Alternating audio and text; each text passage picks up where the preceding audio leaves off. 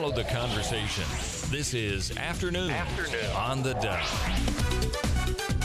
Good afternoon and welcome to Afternoons on the Dove. I'm your host, Perry Atkinson. Today, well, it's Tuesday, and that's the day we talk about how to better manage your money and financial issues. And we have Andy Maurer in the house. He heads up Financial Christian Management. And anywhere along the line in our discussion today, we welcome you to be a part of it by calling in. Whether you're watching right now on the Dove TV or you're listening on the Dove Radio, you're welcome to give us a call. The phone number is 776-5368. Again, that's 776-5368. And if you want to remain anonymous, we'll respect that as well. Andy, you brought in a topic today that I'm glad you brought it up because I wanted to talk about this a lot because I'm hearing a lot about it on the news. We're seeing a lot of commercials on television about it. And that's that whole subject of reverse mortgages. And first of all, I want you to explain what it is. And I've always been taught that if it's too good to be true, it's probably not. Well, I don't, that's half the problem is that the reverse mortgage is something at the end of it's at the end of the problem. Borrowing money is the problem. Okay. And when you come out of this, as long as we've been doing this in the 80s, they said, what we need to do is take the equity out of your house, invest it in the stock market, and that's what you're going to do with your retirement. And we were talking about Social Security and all that. That's in the 80s. Uh-huh. Okay, well, they went through and we put it on the stock market twice, and we've lost all of it and all that kind of stuff. And now they come up, instead of saying borrow the equity out of your house, we call it a reverse mortgage. We're still just trying to find people, usually people that have a house that's paid for or they're making payments, or a whole lot better credit risk than all the loans we just made, all these real estate people and all this stuff. And we just lost, couple 100% in the housing market in all your houses. And God tells us not to mess with surety, says the borrower is a lender's slave. We have all this godly wisdom that we're not using. It just looked too good to be true. And so we end up with too much equity, and now we got a problem in that if you went and borrowed on a reverse mortgage, they take the equity and you pay. Now they want you to pay your taxes, which you didn't figure in your budget, because it doesn't look like if you live long enough, we're living out longer than our actual time. And so then when you pay, when they sell the house, when the government sells the house at the end, they may not have enough money to pay the taxes. So now they want you to pay taxes, and they want you to pay. And so the original agreement is about the same way. We had the same problem back in the savings loan crisis. Again, we're back in the 80s. And so what we want to do is we're going to come up with IRAs. And that way people will invest, and that'll bail out the bankers. Well, the reverse mortgage is kind of the same way. We're trying to bail out the bankers. On my personal side, I'm on the borrower side. It's just an expensive way to borrow money. So we can still, it's real expensive. And that's all. So how does it work? Well, I particularly do not know enough to tell you exactly all the deals. But what you do is you take your equity and they give you a monthly income, and they take over month by month, take over the equity position in your house. Supposedly, so you owe $100,000 and the house is worth $400,000, and you take a couple $100,000 loan, and then they pay you and all that. And then when you sell the house, then they pay all those costs off.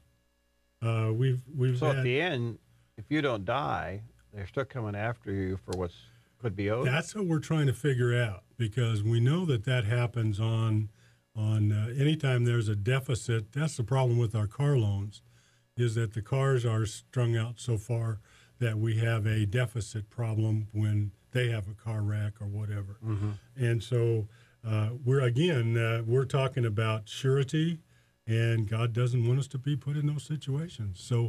So we are trying to do more car than we can afford. We do more house than we can afford. We got one of the questions that came here was about being a college graduate, and we're loaning the kids money to go to college. And we have to loan the money to the kids because the kids don't have any money and the parents don't have any money. And the universities are so fiscally unsound that they've got to increase their students to come to college so they can build more buildings My favorite is building more football universities and all that kind of stuff. Yeah, right. And so we end up with putting people into debt, which is great, except you get a good college education. Now you got $100,000 worth of debt, and now you marry, and we get a divorce. Well, that puts another problem. We got the divorce markets. We got those deficits. No quicker way to have a problem with any kind of mortgage or any kind of car loan and then getting a divorce. And so all these things are all wrapped up into kind of all together. There's not really, as we said, we tell a story and it goes on and on and on and on. But we want to know whether a reverse mortgage is good. We've got some old people that husbands have done a good planning. They end up with a surplus. And so everybody in church thinks that they have lots of money. So they're always asking these widows for money, and the widows are always giving money. And, of course, they're generous, and they give more than they can afford. And so then the reverse mortgage guy comes and says, we can take money out of your house that was paid for and give them more money. And we probably shouldn't lend more than what we can afford to lose. Okay, so it just fits. It's a big ball. It's just a mess. Okay, so the bottom line of a reverse mortgage, I mean, what I have read, I'm trying to figure out why it's a good deal, why people would do it. Because why would somebody take the one thing they have, their main asset, and give it away early? I don't. We have an interesting attitude with the house. The house is an investment. Isn't it? No, it's not. The house is a house. It is a place to live. We don't treat homes like investments. And so somehow they've convinced us now the equity is an investment. If you take that house and you sell it and scale down to a smaller amount, you take the profit and you invest it into capital investments, that makes sense. But to stay in the big house that you can't afford, then we don't have to make those changes. We can stay there, and then we can use the equity that's in there. Again, that's the same thing that we did in the banks. Borrow the money out of the banks, or out of your equity out of your house. Put it in the stock market, make 6-7%, or even we got an equity position and people were borrowing money to pay off their mortgages early, which was fine, except that we've had a couple of stock market crashes. When you get in those 30-year mortgages, we have a couple of crises that'll just mess up all that money, and usually it disappears, let alone having a Madoff scandal. Oh, yeah. We got some stock market scandals. We got some manipulating of the silver market. We got all kinds of interesting things going on that you have no control over. So when Proverbs tells you that the lender is a borrower's slave, then we get into we're the slave part, and when you start borrowing money from people, then they're in control of your life. The borrower is the lender's slave. The borrower is the lender's slave. Okay. I knew that didn't sound quite. Okay. All right. So the bottom line to reverse mortgages, from what I'm hearing you say, it doesn't seem to pan out. It's just another way to put your equity of your home in jeopardy. And all right. Now. And it's expensive, because any interest in anything that all goes on the end of your mortgage goes on the end of the cost. So if it's a 5 or 6 or 7%, they add that to the end. So you might have had a $300,000 loan, but by the time the interest is 6-7%, and it's but your home now is no part of your estate, because you actually sign that over to the lender.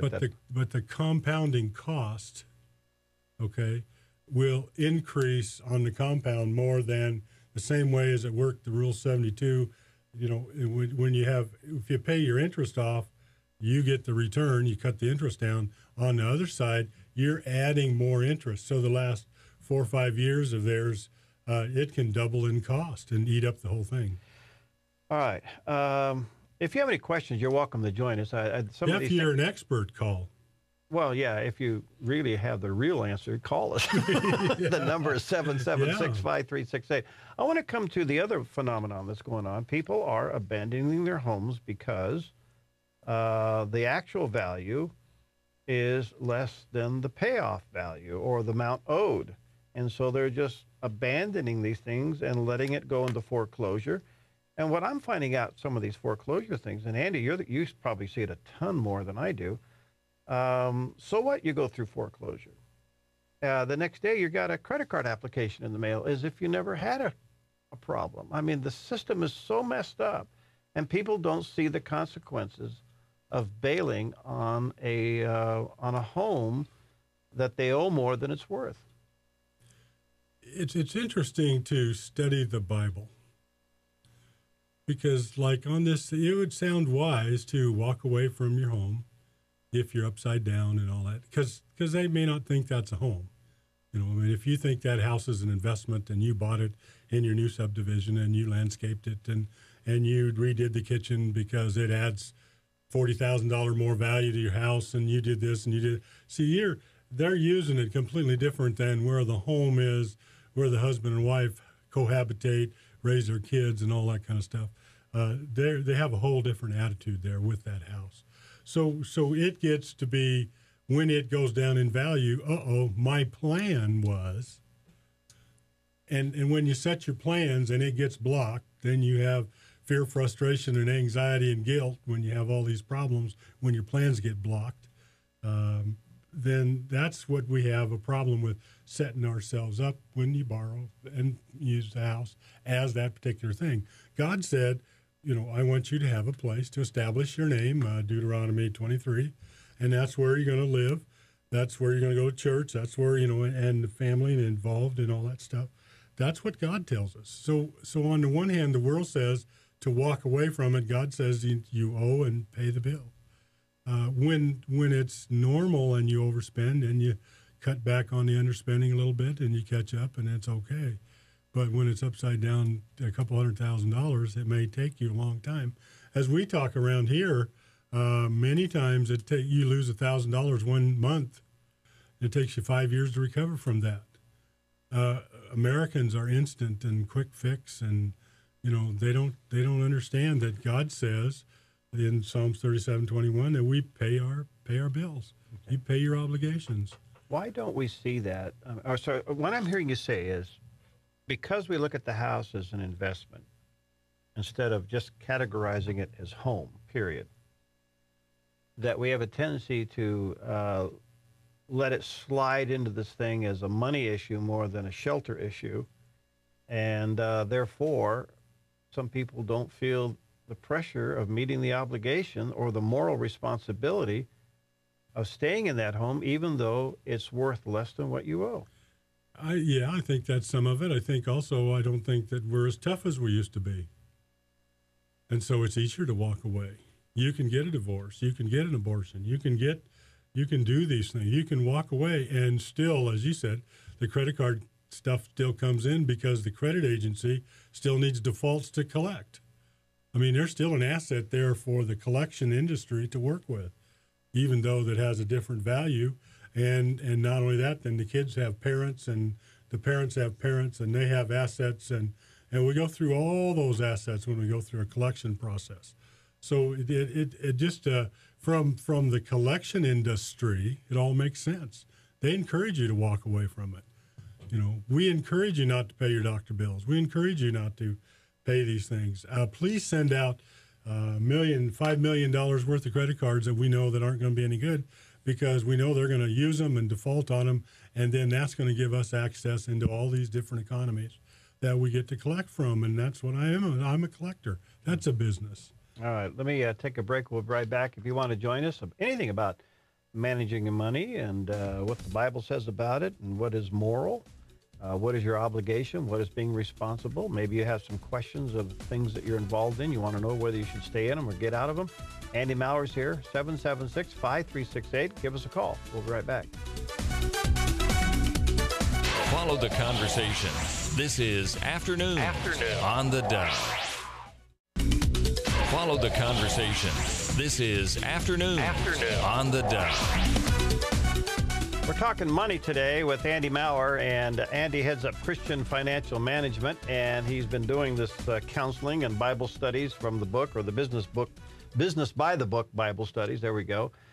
Close to 30 years here in Southern Oregon. If you have any questions, 776-5368. However, the number to his office, if you want to get together with him confidentially, that number is 776-0036. We just heard on the news that Greek has pulled the whole world market down because apparently they're going to dump the euro and do all this stuff, and the euro's in trouble, and that makes the dollar get in trouble. Have you ever seen? Well, let me back up. I know what the answer is. The answer to that is no. But it's so interesting to me that some of the smartest financial minds in the world have messed the world up, and it's just mind-boggling me. There isn't a country, not one in the world, that doesn't have financial problems right now. I mean, the whole thing is teetering on a collapse. What happened? Well, and I'm really simple on my whole mentality with this. If we went from the Arabs being in charge of the oil, now we got the Chinese in charge of the money. And when whoever buys our bonds keeps us solvent, and when they quit, then the United States is going to be out of business. We have an interesting. If we lowered our gas prices to $2 a gallon, okay, that would mess up the environmentalists, and the attorneys and all that, but it would certainly solve a lot of our cash flow problems. Maybe the big oil companies wouldn't have to pay so many taxes. And then if they don't pay taxes, okay, then the government would be short, and they'd have to go to a smaller government. So I don't know if I can see how all this stuff would be a problem. But if you just put another $2 a gallon in people's pockets, they'll spend. We're the best spenders in the history of mankind, and we can do some spending. We just got to get some money into the spenders so that they can spend, and that'll make Walmart work and make the stock market go up. And it's hoarding right now, as we've talked before. Everybody's afraid, and even so, they're letting their shoes go longer than they would. Their cars will be a little longer. Well, when the cars go longer, then all of a sudden all the projections in General Motors is wrong because we're not going to sell 100,000 cars a month, and so we've got to keep it going. So people, when you have this much debt, we have this much problems, then how we feel about things make it all work. And if we feel we got a problem, we do have a problem. But if we feel that everything is going really good, and I was talking, my wife and I were talking this morning, I said I still listen to I feel. You can't believe how many men don't feel. They are logical. They add it all up. They don't feel. They add it all up, draw a conclusion. Add it all up, draw a conclusion. That's how we're based. All right, let me go to the phones here. Hi, Lisa, you're on the air. You have a comment about reverse mortgage? Oh, no, foreclosure, excuse me. Yes, foreclosures. I know some people that did walk away from their home, and then they got surprised with a 1099 in the mail for $350,000 that they have to claim as income for forgiveness of debt. Yeah, that's the other part about foreclosures they're not telling you. Yeah, we had no idea that would happen. So not even the attorney that helped you with foreclosures didn't warn you? No, they didn't warn. The attorney didn't warn them, so they've got to call into their attorney this morning. But it was interesting because they owed about $350,000 on the house, and the bank sold it for $170,000, but the people still have the 1099 for the $350,000. And people don't understand that, I don't think. They think they can just walk away and not have a worry in the world, Yeah, you're going to pay the capital gain. Yes, dear, and that's because of the secured part of the debt. If it's unsecured, then we just negotiate a price. So like you have a sales price or something where you buy something and you negotiate a price and you get a deal. You don't have to claim that on a 1099, but when you have a house and you pay taxes on it, and the banks put a mortgage on it, it has a value. And, yes, you have the reclamation of debt that we have to come up with. So, yeah, that's a real problem. Uh-huh. All right. Okay, thank you. Thanks, Lisa. And we're still on the same side with this mortgage and walk away. well, I still work on budgets, and we still negotiate. The banks don't want to lose. The people don't want to lose. And bankruptcy and walking away from car loans and house loans, that's another very expensive way to operate because they always sue you for the difference. And the people that sue you for the difference, I'll tell you what, they're good collectors. They can harass you until you have health problems. Okay, but now you got a doctor problem. Well, I understand that, but what she's talking about is that you get a 1099 on income that you didn't earn. You're just getting the income. I say the income. The difference is being credited to you as income for the loan that you didn't pay off, and all of a sudden now you got a huge tax problem. That's right, especially when you're used to, having $100 short on your payment, and all of a sudden you got $200,000 worth of capital gains tax. Okay. It's a real problem. Well, the only thing I can say about reverse mortgages and foreclosures, I think there's a big issue of moral obligation that you need to really wrestle with. But before you make that decision, let me encourage you to sit down with a qualified accountant and a qualified attorney so you don't get stuck with what happened here. In some cases, you're forced to do some of these things. I get that. I understand that.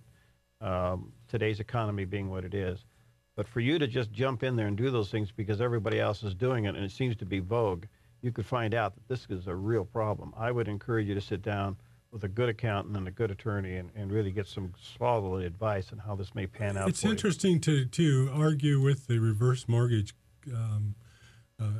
answer, and we would like to have a reverse mortgage because we want to go on a cruise, or we want to buy a new car, or we want to give money for Christmas, or we want to give more candy for Halloween. The whole purpose, it's one thing, and sometimes we get forced into that with doctor bills, and sometimes when we get into borrowing, and that's how we work our way out of that.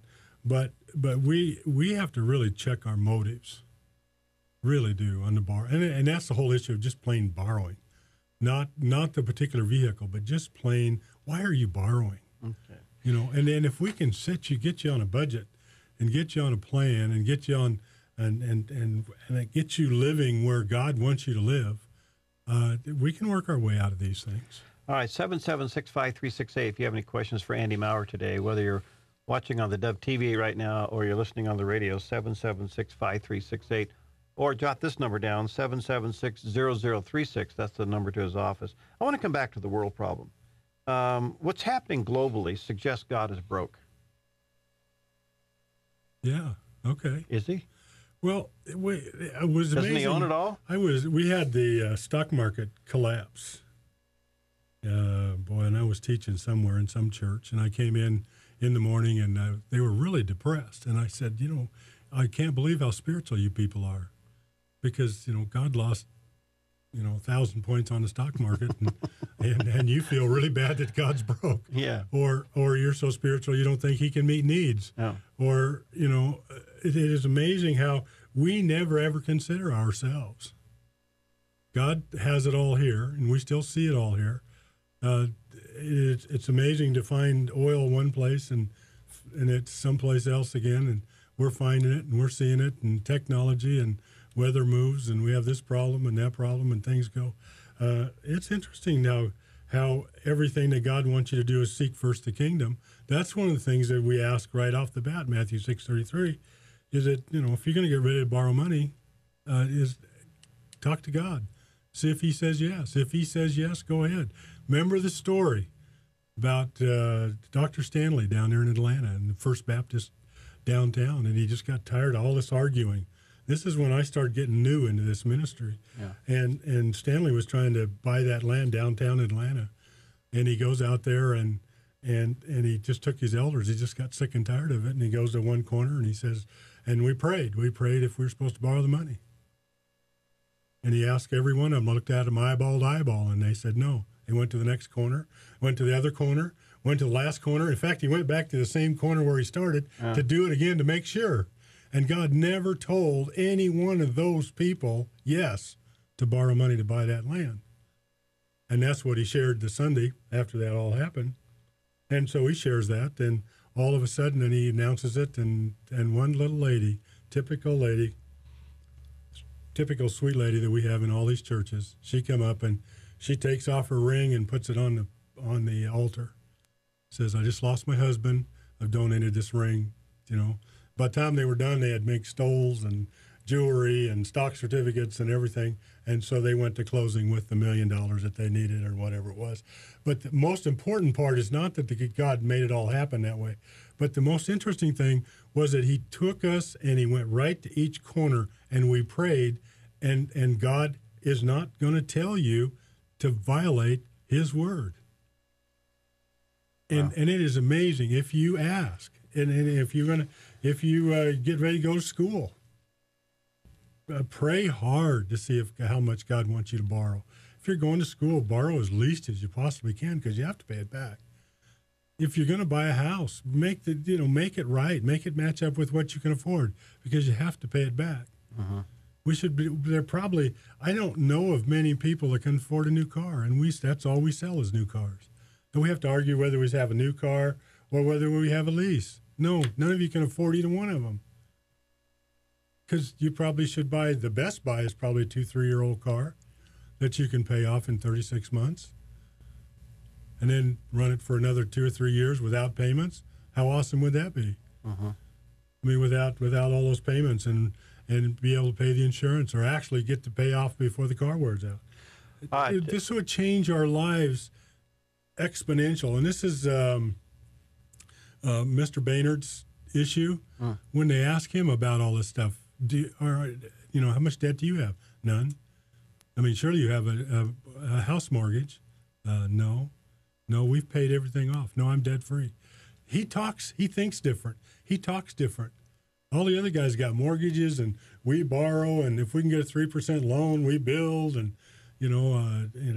even Donald Trump the other day was talking about the buildings he builds, and if he can get a 3, 4, 5% loan, let's go ahead and build them. So they never pay attention to markets. They never pay attention to whether anybody can actually go into those places or if it's the right physical tool or the right thing. All because if they get the right loan, the way they go. My God's so big I don't have to. Do I have a mortgage? Yes. I got in trouble 30 years ago, and I'm still going to pay it off, and I know the rapture will come when I make the last payment on this last deal. I'm down to my last $100,000 on that. Okay? And when it's paid off, I'll hear the trumpet. Da, da, da. God has a sense of humor. Yeah, well, I was kind of hoping. All you eschatology studiers, I said, now I'm the one that's in control. No, I was just hoping he'd come before payroll taxes are due. We'll take a break. We'll be right back. 776-5368. Andy Maurer's with us. If you have any questions, give us a buzz. We'll be right back. Follow the conversation. This is Afternoon on the Dove. Follow the conversation. This is Afternoon on the Dove. Well, we're talking about all the challenges today that we are all facing when it comes to managing money, whether it's with your business or your household. And I'm sure if you are taking in oxygen, you're also breathing in all the problems that our culture has provided for us to live with today. And it is a challenge. And whether you are working or not working, whether you're running a business or a ministry, these are interesting times, to say the least. And you probably have noticed that Christians haven't been exempt from facing these issues. So you have to ask the question, what is God saying? What is he trying to get us to realize and to deal with? So if you have any questions about that, give us a call, 776-5368. Tony, thanks for waiting. You're on the air with Andy Maurer. What's your question today? Well, I'm just kind of looking for a little advice here. We have a home-based farm business, and 2 years ago, rather than borrow more money to try and keep things going, we got into a lease arrangement. That lease arrangement is now ending at the end of the year, and so we're 2 months from basically having no income and trying to figure out how we can stay on the property without borrowing more money. Would you lease? What's that? My greenhouse facilities. Oh, okay. Yeah. Oh, what's your Well, that's an interesting deal. You, what's in the greenhouse? Right now, peas and bell peppers. Peas and bell peppers, and you did a marketing approach that they're going to make enough peas and bell peppers to pay for the lease. Yeah. Good. But the cash flow isn't going to match up correctly. So the lease is ending, and right, the lease is ending, and I have either choices of basically borrow money to make it through till the next crop comes in, or try and sell the property, or.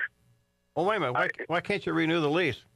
The leaseor is not going to renew the lease.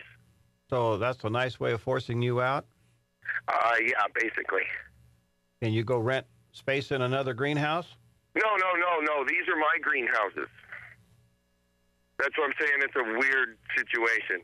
You own the greenhouses. I own the greenhouses. And they own the land. No, I own the land too. And then how'd you end up with the lease? What they contributed with their lease?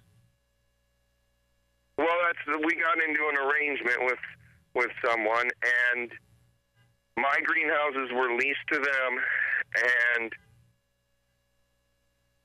then Okay, so you leased your greenhouses out. Right, rather than borrow more money and farm on our own. Okay. We got into an arrangement where my greenhouses were leased out. All right, and they're telling you that they're not going to renew the lease. Correct. So that income is going away. Correct. And is there anything in the greenhouse now? I mean, once the harvest is done, will that be done when the lease is done? Yeah, pretty much. So you need to find somebody else to lease the greenhouses. Yeah, or I guess that's why we've been praying so much, just for direction on what we should do.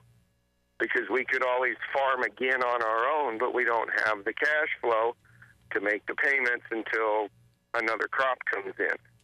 Okay. Basically, I'm 2 weeks from being unemployed with zero income. 2 months.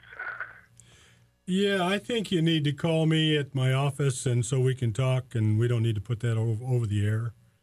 Oh, okay. Does that make sense? Yeah.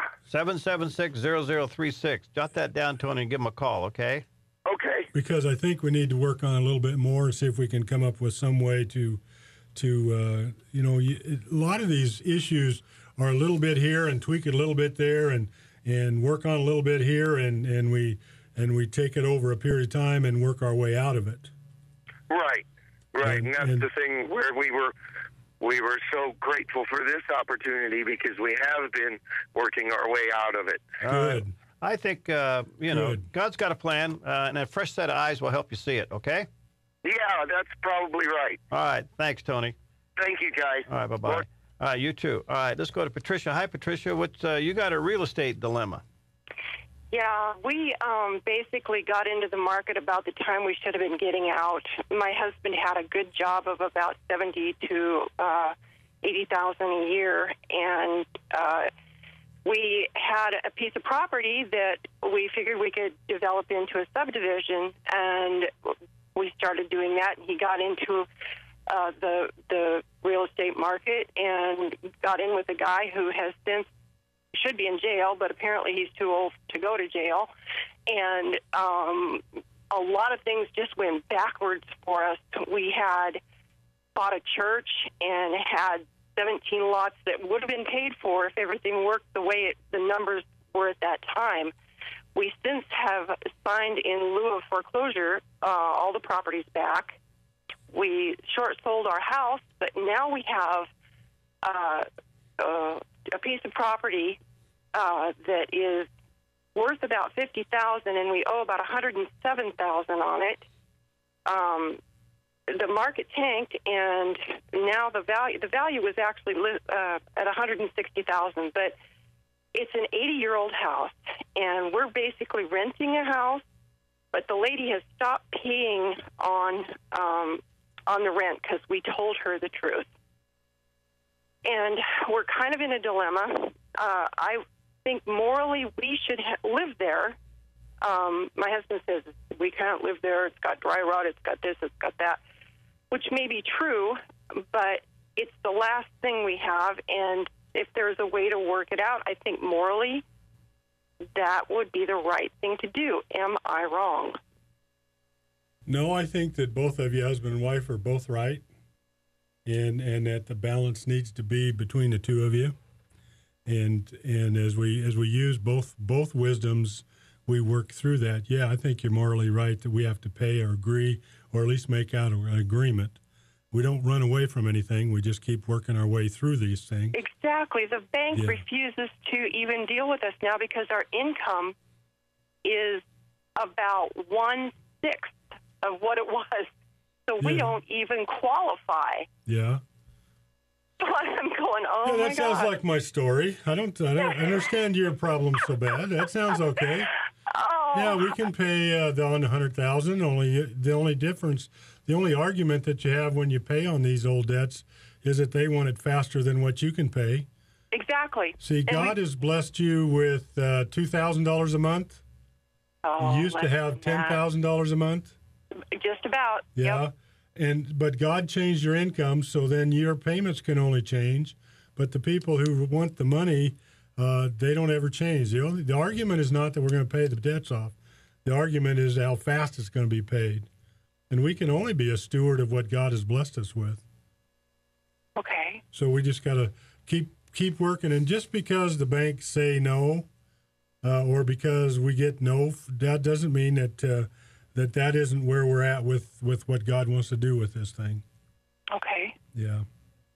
So again, I'm to the same message I had before because I need to look at it a little closer with a little more information to give any kind of direction on how to work our way through that. 7760036. Jot that down, Patricia. I did. And I would say, your husband needs to be encouraged to see the moral facts as they are, and then I think he'll make the right decision with you, and this thing will work itself out. God bless you. Thank you so much for this program. Is your husband a carpenter? Oh, he is the best. See, God blessed him God blessed me with a 1906 house. And it's fallen apart, and we just keep working on it. We've remodeled every room 3 times, and I don't want to go to the health club for exercise, so God lets something break or something happens or whatever. So it may be a real blessing that you're in this old house. Oh, And then you guys may be planning some kind of goofy vacation, and God just keeps you upside down so that you don't go. Yeah. When you start looking at how God would do some of this, see, we just look at it as the whole situation is a bad situation, yet God says all things work out for His glory and for our good. For those that love But it may take us a long time to see it, but there's some good things that are coming out of this. Yeah, I believe your husband's reasonable. Get together with Andy. You guys can work it out. Thank you so much. All right, see you later. Bye-bye. Bye-bye. Oh, Andy, you're too simple. Well, this is what it, the money is a symptom. The money problem is a symptom to the problem. And it's usually a relationship. You're trying to do something that God didn't want you to do. Or it's not something that where He wants you. And so right in the middle of this mess, I said, if you got some place to stay and there's a roof over your head and you got something to eat, and you got a car with some gas in it and insurance, the rest of them are all choices. I think there's a minimum that we have to live in America. And so we have to go back and investigate all our choices, see which ones were greed, see which ones were sin problems, selfishness, and all those things, and see which ones God wants us to have and which ones God doesn't want us to have. And that's why we talk about, when you teach what the Bible says, it's really interesting. If all things work out for good, how come we're depressed that the $400,000 house is worth $200,000? There's got to be some wisdom there somewhere. Mm-hmm. Okay, and it may take us 20 years to see it. It may take us 20 years to see the fact that the financial difficulty that I got into was a result of playing in the NFL with too much money, more money than sense. It took a long time to get us to a practical seeing that where we're at. And not only that, we probably would have ruined our kids with the NFL way. If we'd had the money the NFL pays now, we would have 3 times the problems with our mentality. And we all do that. We learn through problems and situations and all that stuff. I don't know. Maybe this has something to do with the kids. And if we're getting old enough, all us grandparents are training grandkids. Are we ever? And if we haven't learned the lessons as us young grandparents, we don't have anything to teach. God only has kids, and he trains the kids to train the kids to train the kids to train the kids. So, I don't know if we're getting, I know we're not getting this information or the attitudes that we have from the pulpit. I know that I think for the most part, since I've been in the business for 25 years, I think I have pretty much a person and maybe 2 in most of these churches that have a clue about how to answer these questions and these thoughts. But we got a lot of training. You mentioned we went through Burkett and we went through Crown, and now we got Dave Ramsey, and we had Ron Blue, and all of those are all great information. Study them, read them, look at them, go back to it, and just that's just good stuff. Thank you, Andy. Catch you next week. Andy Maurer with us, and stay tuned. More programming coming your way, both on the radio and the TV. And join us tonight at 8 o'clock for a special Dove presentation on the Dove TV. I think you'll really enjoy it.